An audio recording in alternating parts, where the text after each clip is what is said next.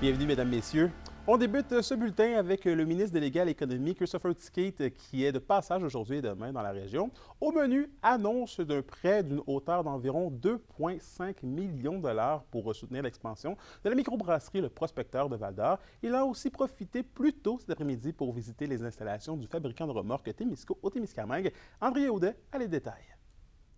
En plein processus de construction d'une nouvelle usine de production de bière artisanale, la microbrasserie Le Prospecteur de Val-d'Or reçoit un coup de pouce de près de 2,5 millions de dollars du gouvernement Legault pour l'achat d'équipements brassicoles.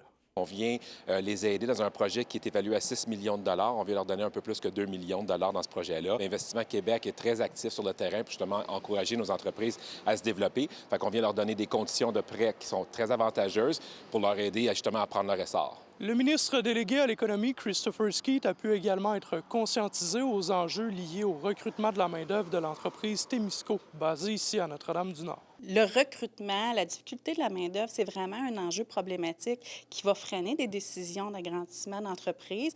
On en vit ici comme les autres entreprises, mais aussi particulièrement parce que c'est de la main-d'œuvre spécialisée, des soudeurs d'acier, d'aluminium. Au niveau, nous, on fait des remorques sur mesure, donc c'est vraiment des gens spécialisés dans la lecture de plans, dans le développement des technologies en soudage. Une des choses qu'on peut faire, c'est accroître la productivité. Investissement Québec met beaucoup de sous, notamment dans le programme OTN, pour augmenter les investissements en numérisation, automatisation et robotisation. On ne peut jamais en faire assez. Le député de Rouyn-Noranda-Témiscamingue, Daniel Bernard, assure que le gouvernement provincial met tout en place pour répondre aux défis que font face les entreprises de sa circonscription et de la région. On l'a vu ici, entre autres, chez Témisco, les gens nous disaient qu'ils sont pratiquement autonomes sur tout ce qui était le volet d'embauche, de rétention, puis d'amener les immigrants ici. Alors, ça montre les réalités. Puis nous, ce qui est important à ce moment-là, quand nos ministres entendent les gens ici sur place, ça peut permettre d'emmener des modifications dans les règles pour amener les immigrants et autres, qui va faciliter le travail des entreprises pour amener de la main-d'œuvre ici. Le ministre Christopher Skeete poursuit sa tournée de la région mercredi avec une annonce à l'entreprise Thermodor de Pressac. André Audet, RNC Nouvelles. En santé maintenant, les délais d'attente pour une mammographie en Abitibi-Témiscamingue s'alourdissent. Selon la Fondation du cancer du sein du Québec, c'est le Témiscamingue qui subit les pires délais. Le reportage de Kimberly Hall. Actuellement, il faut attendre entre 7 et 30 semaines avant d'avoir un rendez-vous pour une mammographie en Abitibi-Témiscamingue. C'est ce que confirme le directeur investissement et promotion de la santé de la Fondation du cancer du sein. Donc, c'est surtout à cause du manque de centres de dépistage que la situation est pire au Témiscamingue. Pour l'instant, la seule façon de se faire dépister est d'attendre qu'une unité de mobile Clara puisse visiter la région. Et selon Cédric Baudinet, ça n'arrive qu'une seule fois par année et c'est insuffisant. Peut-être utiliser un petit peu plus l'unité mobile. Comme je le disais, dans certains secteurs, elle peut venir, mais elle va venir une fois par an.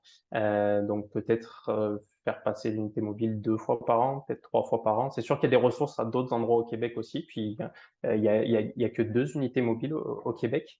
Mais ça pourrait être quelque chose. Plusieurs facteurs expliquent ces délais depuis plusieurs années. Il y a par exemple la pénurie de personnel et aussi la pandémie qui a empiré les choses puisque les mammographies ont dû être reportées de plusieurs mois. D'ailleurs, le programme de dépistage organisé a été arrêté carrément pendant 6 mois. Bref, ce retard est assez difficile à rattraper. Tout ce shutdown-là, il a fallu bien sûr le reprendre. C'est en train de reprendre le rythme de croisière, entre guillemets. Mais donc malheureusement, tout ce retard a été accumulé, puis il faut réussir à le rattraper. Donc il faudrait un petit peu plus que le rythme de croisière pour pouvoir rattraper tout ça. Donc puis l'enjeu régional, malheureusement, il a toujours été un petit peu là. Puis on sait que malheureusement au Québec, l'accès aux soins de santé aujourd'hui, il est très régionalisé. En ce mois de sensibilisation du cancer du sein, la Fondation du cancer du sein espère que les délais vont pouvoir raccourcir puisque plus un cancer est détecté tôt, plus les chances de survie augmentent. Kimberly Hall, RNC Nouvelles, Rouyn-Noranda. Un sujet préoccupant.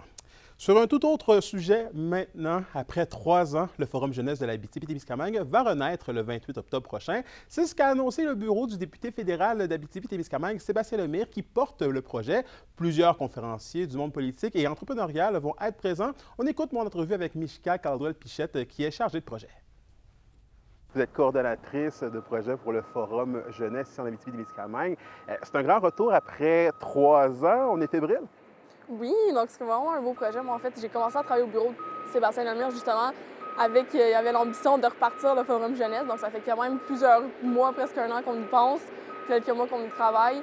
Donc, on a bien hâte que ça revienne. Puis, on a hâte de voir si les nouveaux jeunes vont être aussi contents que nous. C'est quoi exactement le Forum? C'est quoi les objectifs exactement? Oui, donc le Forum Jeunesse, en fait, c'est vraiment une organisation qui vise à mobiliser, concerter, représenter les jeunes.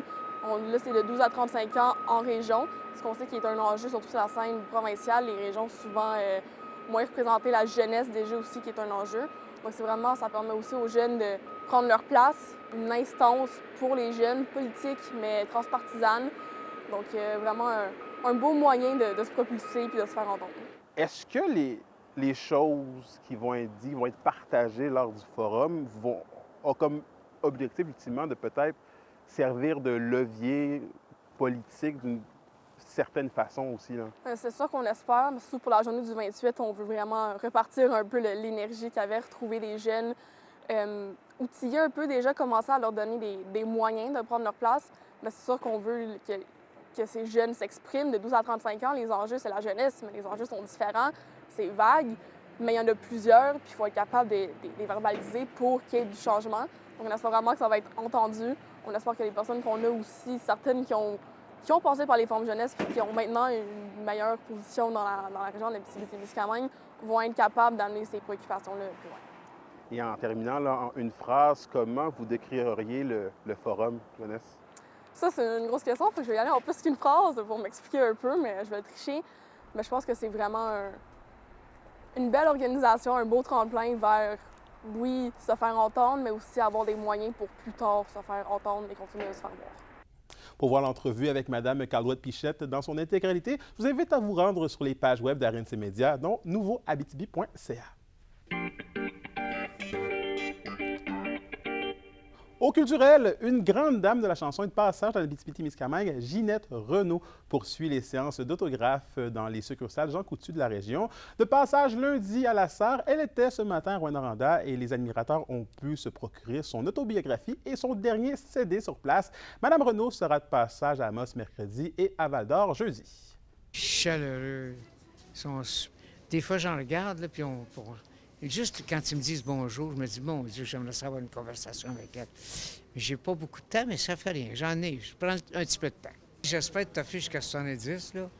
Pour 70 ans de carrière, ça serait bien. Il faudrait que j'aille 83 ans. C'est une fidélité puis de l'amour.